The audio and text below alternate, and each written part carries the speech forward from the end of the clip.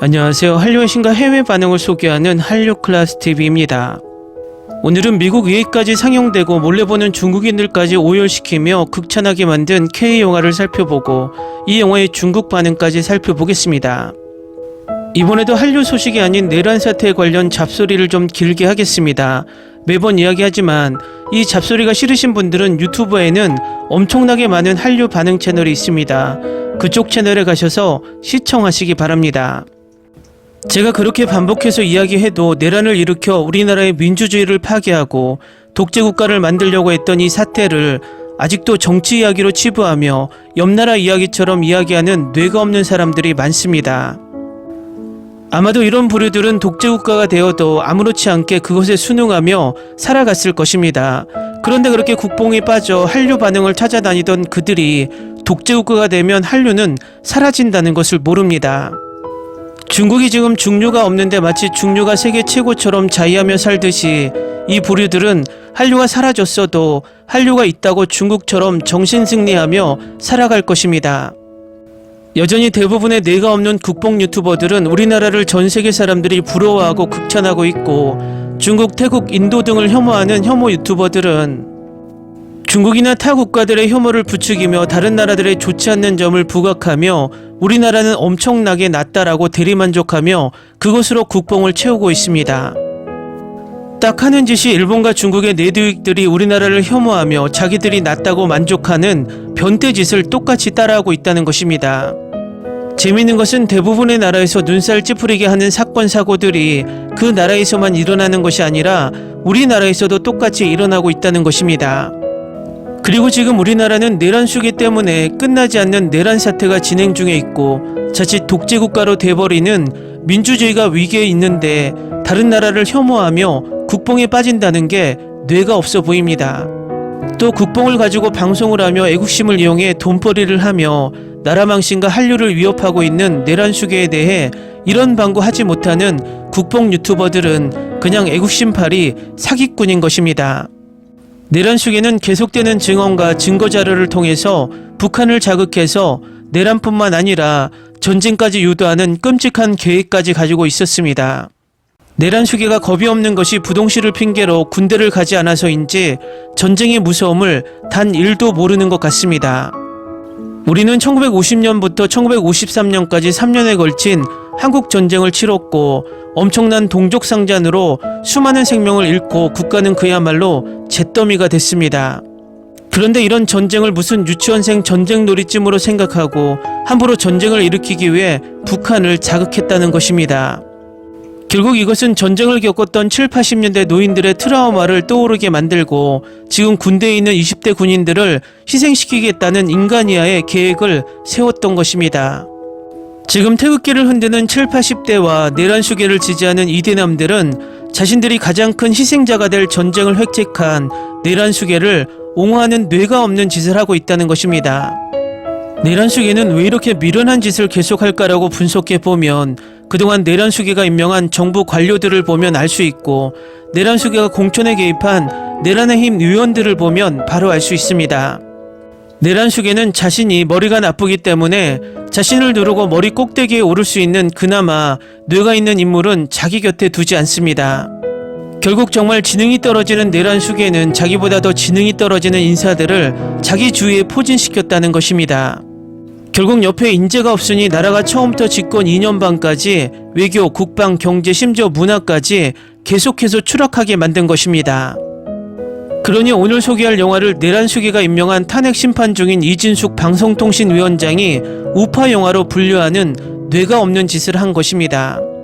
솔직히 뚜렷한 목적을 가지고 역사적 왜곡을 노골적으로 넣은 영화, 예를 들어 건국전쟁 같은 극우들의 쌈짓돈을 긁어 모으겠다는 영화는 우파 아니 극우 영화로 분류할 수 있지만 영화 국제시장은 우파 영화가 아니라 그냥 우리나라 역사를 시간순으로 나열한 역사장르의 영화에 더 가깝고 그 속에 이 고난의 역사를 알아주지 못하는 지금 세대를 원망하는 듯한 영화였습니다. 어쨌든 표현의 자유가 가장 중요한 영화 소재는 어떤 것이든 제약될 수 없으며 판단은 관람자의 몫입니다. 그것을 우파 영화, 좌파 영화로 나누는 것은 정말 어리석은 일입니다. 이 영화는 이례적으로 미국 의회에서 상영까지 되며 한국뿐만 아니라 해외에서도 반응이 좋았습니다. 아마도 중국에서는 6.25 전쟁 부분이 나오기 때문에 영화 개봉 당시 한할령이 발표되지 않았음에도 수입하지 않은 것으로 보입니다. 중국 최대 영화 드라마 평가 사이트 더우반에서는 평점 8.6점의 고평점을 주고 있으며 댓글도 10만 개에 가까울 정도로 이 영화에 관심이 큰 것 같습니다. 중국 유튜브라 불리는 비리비리에서는 당신을 오열하게 만드는 영화 등의 제목에 이 영화의 리뷰 영상들이 무수히 많이 올라와 있으며 조회수도 상당히 높습니다. 요즘 한국 유튜브에 중국인들이 한국을 비하했다는 영상들이 엄청나게 많이 올라오고 조회수도 폭발합니다.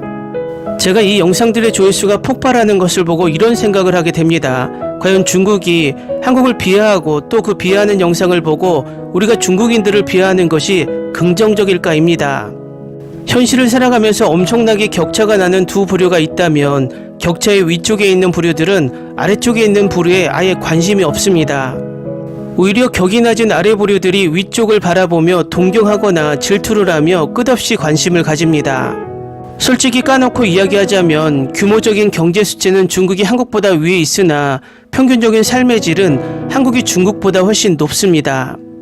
그래서 세계인들은 한국은 선진국으로 분류하지만 중국을 선진국이라 말하지 않습니다. 그만큼의 격차가 벌어져 있다는 것입니다. 그러다 보니 위의 예처럼 격이 낮은 중국이 격이 높은 한국을 끝없이 바라보며 동경하고 질투를 느끼며 때론 추앙, 때론 비하를 하고 있다는 것입니다.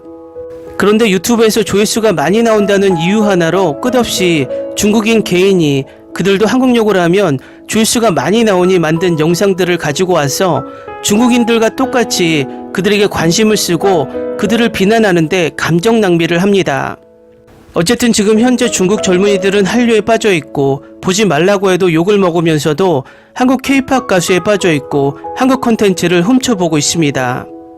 이 상황에 우리가 뭐가 아쉬워서 그들 몇몇 개인들이 조회수를 위해 만든 한국욕을 하는 영상을 보고 쓸데없이 감정 낭비를 하냐는 것입니다. 결국 이것 또한 그것들을 퍼나르며 조회수를 끌기 위한 혐중 코인의 재미를 본 유튜브들에게 당신이 당하고 있음을 깨달을 때가 되지 않았나 생각합니다. 좀 아래 것들이 떠드는 이야기에는 지나가는 개가 진나하고 여유를 찾고 무시하는 것이 상책이 아닐까 개인적인 생각을 해봅니다. 다음은 영화 국제시장을 몰래 훔쳐본 중국 반응입니다. 결국 개인의 운명은 국가의 운명과 역사의 경륜을 견딜 수 없습니다. 우리는 평화로운 시대에 태어나서 너무 기쁩니다. 기성세대는 우리가 모든 어려움을 겪도록 도와주었습니다. 소년에서 남자로 변신하려면 어디까지 가야 하는가? 북한에서 한국으로, 한국에서 독일로, 다시 한국으로, 그리고 한국에서 베트남으로. 가정의 변화, 시대의 큰 변화, 남자의 책임, 수년에 걸친 변화를 설명합니다. 좋은 시간은 큰 변화를 가져오지만 작은 디테일은 따뜻함을 가져옵니다. 표류하는 가족들은 뿔뿔이 흩어지고 다시 만나면 관자놀이에 서리가 낀다. 한국인은 자신의 신분을 메인 테마처럼 높이지 않고 그들의 불쌍한 삶의 선택은 모두 가족의 추억과 슬픔에서 비롯된다. 애국가 부르기를 주저하는 아내, 선장이 되고 싶어하는 과거를 회상하는 남편, 품에 묻은 눈물은 모두 살기 위한 것이다. 저는 한국 영화의 선정성을 별로 좋아하지 않는데 이번에는 선정성에 큰 감동을 받았습니다. 정말 열심히 살았어요 라고 말하는 그의 모습이 환한 미소보다 더 웅장했습니다. 인생에서 형제와 사랑하는 소녀가 옆에 있다면 이 생에서 후회가 없을 것입니다. 한국인들은 이미 눈물 흘리기와 코미디에 능숙하며 그들 사이를 원활하게 전환할 수 있습니다.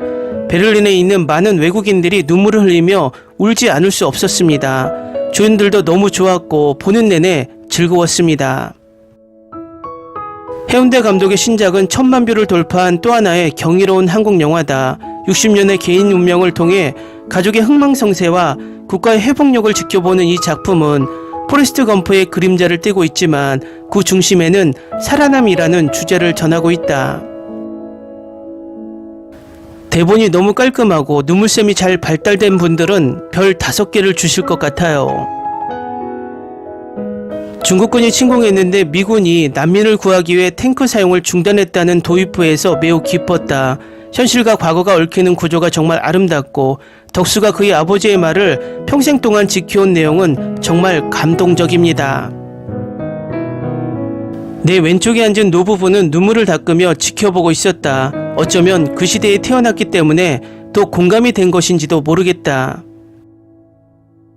주연이든 조연이든 모든 배우들의 연기력이 훌륭하다. 스토리가 웅장하고 울림이 깊다. 역사 앞에서 우리 한 사람 한 사람은 너무나 작지만 여기서 고생하는 사람들은 너무 크다. 마지막 인식 장면은 너무 눈물이 나서 눈물이 멈추지 않는다. 스토리와 역사적 배경이 잘 어우러진 영화로 전혀 인위적이거나 뜬금없는 느낌이 없고 황정민 삼촌의 연기력이 영화 전체를 압도하고 있다. 그리고 윤호의 사투리가 너무 웃겨요. 아버지를 기다리는 덕수의 노고를 아무도 이해하지 못하는 것이 안타깝지만 어쩌면 우리는 부모님의 젊음을 얼마나 알고 있을까.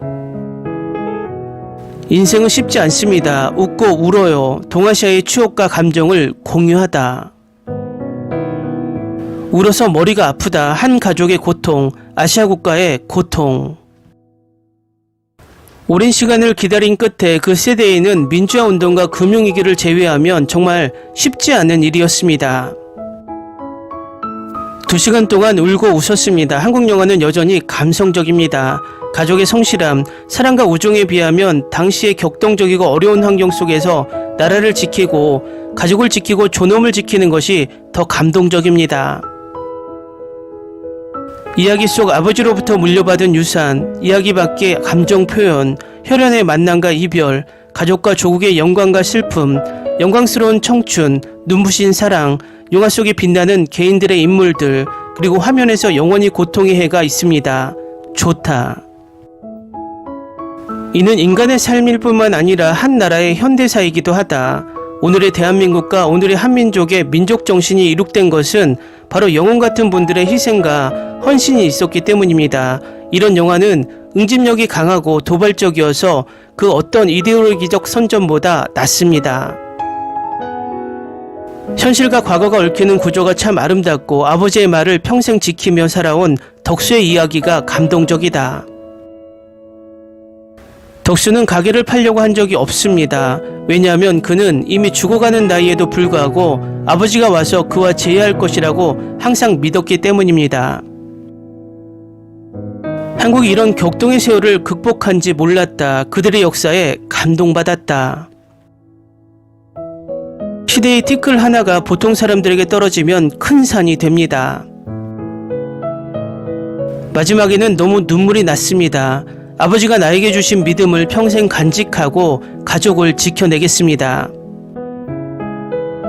평범한 삶은 결코 쉽지 않다. 한국의 포레스트 검프라고 불린다. 황정민 정말 대단하다. 마지막 문단에서 아버지의 초상화에게 너무 힘들게 일하고 너무 피곤하다고 말하자 갑자기 눈물이 흘렀다. 영화는 실생활과 과거의 장면이 얽혀있는 시차적 서술 기법을 사용하여 몰입도가 매우 높고 감정 묘사가 섬세하며 깊은 울림을 선사합니다. 당시의 격동적이고 어려운 환경 속에서 조국과 가족, 존엄을 지키는 모습은 더욱 감동적이었습니다. 이름에 이런 사연이 있을 줄은 몰랐네요. 꽤 좋고 포레스트 검프 같은 느낌이 있어서 더욱 감정적입니다. 이별의 아픔은 그들만이 이해할 수 있다. 황의 연기력은 말로 표현할 수 없을 만큼 좋다. 두 조연도 마음에 든다. 중학교 때 봤습니다. 당시 저는 한류에 막 입문한 상태였기 때문에 한국사에 대해 잘 몰랐습니다. 지난 몇 년간 한국사를 배우다 보니 한국은 정말 쉽지 않은 일을 겪었습니다. 댓글 반응 잘 보셨나요? 이 댓글 반응을 보면 중국인들에게 가장 큰 깨달음을 줄 수 있는 것은 압도적인 문화 우위에 있는 우리의 컨텐츠로 그들을 감동시키고 스스로 진짜 역사를 배우게 하는 것이 최고임을 알 수 있습니다. 마지막 댓글처럼 중국인 스스로 한국의 감동적인 영화에 동화되어 한국 역사를 찾아보고 우리가 그들에게 너희들은 틀렸다라고 말하는 게 아니라 중국인 스스로가 중국인들에게 말하는 것이 100배 효과를 낳는다는 것입니다. 개인적인 생각이지만 쓸데없이 중국 혐오 영상에 들어가 중국인들이 바라는 개싸움에 스스로 빠져서 감정을 소모하지 않기를 바랍니다. 우리가 그들보다 위에 있다는 것은 전 세계가 한류 문화로 모두가 알고 있기에 그들이 헛소리를 한다 해도 먹히지 않기 때문입니다. 그래서 문화의 힘이란 중요한 것입니다. 한류 클래스TV는 한류 외신과 해외 반응을 꾸준히 쫓아가 보겠습니다. 재밌게 잘 보셨나요? 여러분의 구독, 좋아요, 댓글, 알림 설정은 컨텐츠 제작에 큰 힘이 됩니다. 그리고 항상 하시는 일마다 대박 나시고 행복하시길 바랍니다.